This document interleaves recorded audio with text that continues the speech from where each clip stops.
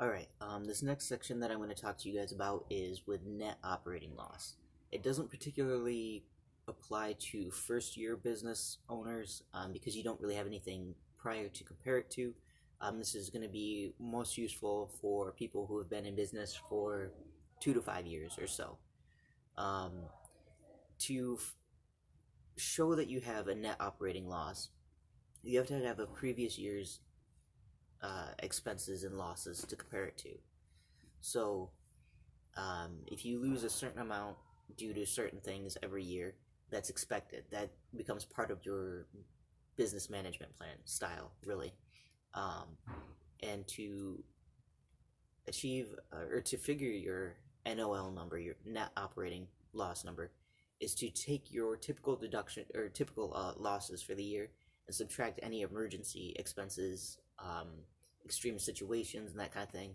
Like when COVID happened, I know a lot of people incurred a lot of extra fees and supply chain issues. When there's natural disasters, that's kind of where this comes into play.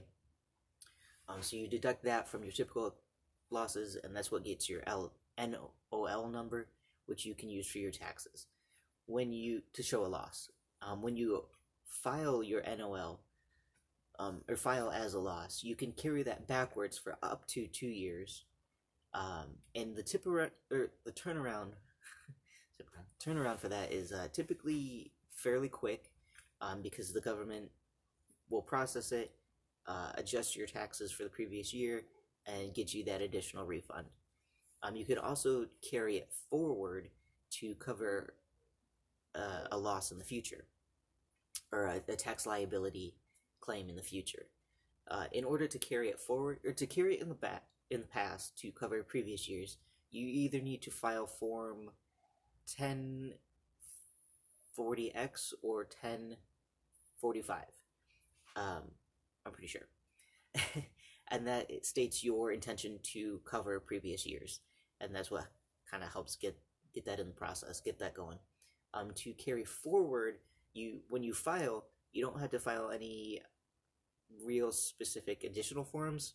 You just have to show your loss and attach a plan to the IRS or wherever you got to send it, indicating your intention to carry it forward to cover future tax liabilities.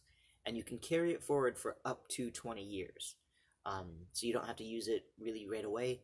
And 20 years is a long time. A lot can happen in that period. So you can really use it at any point during that, as long as the IRS is aware of your intention.